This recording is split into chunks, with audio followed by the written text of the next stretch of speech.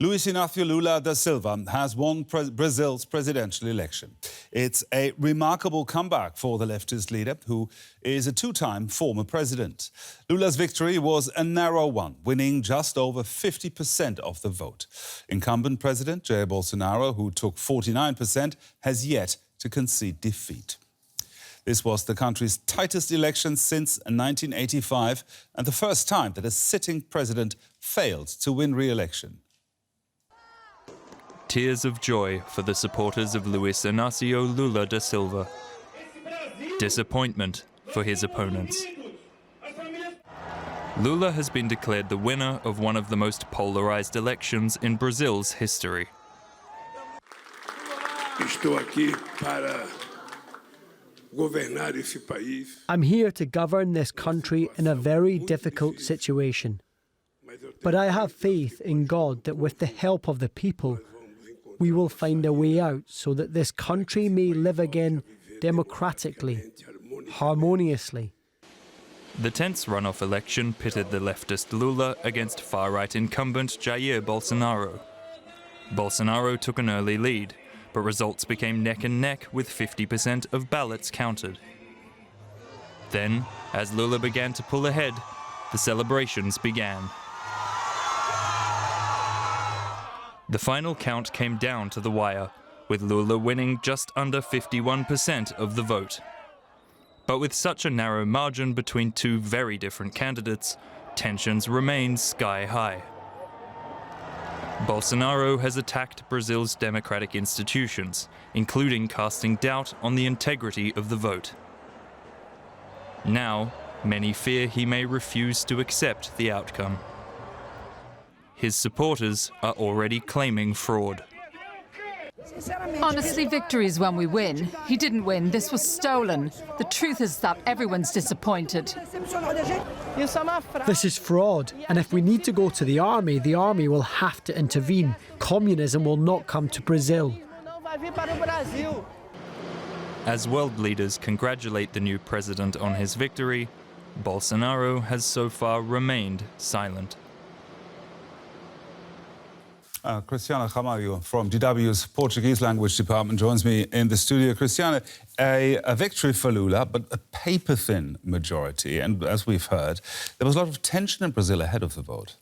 Yes, actually, in the second round, we saw many actions of really political violence. It was a quite tense second round.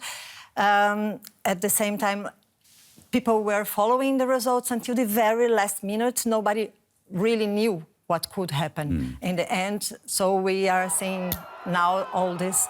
The people went to the streets to celebrate, singing, crying, and it was really a big relief for the supporters from Lula.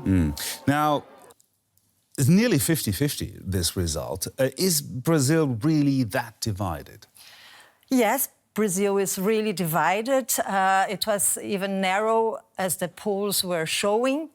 And actually, it was this division is the division that is the result of we are seeing in Brazil in the last 4 years. A president that used it to spread the hate speech, for example. We saw a campaign with all this fake news, and people are starting to really going more and more polarized in Brazil. And this is the atmosphere now. Now, Bolsonaro hasn't conceded defeat yet. He might not accept the vote's outcome. What do you expect to happen there? Actually, nobody knows. Bolsonaro was taking a more moderate approach to these elections. He was, although he has said many times he wouldn't accept the result if he didn't win, but actually he was trying to present himself like more president that could be a president for all. At the same time, he was doing the second round a speech also for his followers. There are extremists, so he was trying to be this double game. And now nobody knows. I would say this situation now looks like he would accept it, But we saw yesterday night in Brazil already some of his followers going to the streets and making violent acts. So we have to see, to wait and see what's going to happen. Now, Lula has called for unity in the country. Is he the man to unite Brazil? I guess he is going to make a government for everybody. He knows that the country is exactly in this very polarized situation.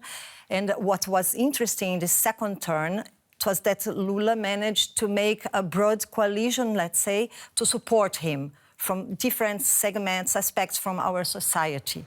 So now he will have to govern with this broad coalition, let's say, from different segments, and I guess it would not be like a left-wing government from his Workers' Party as usual.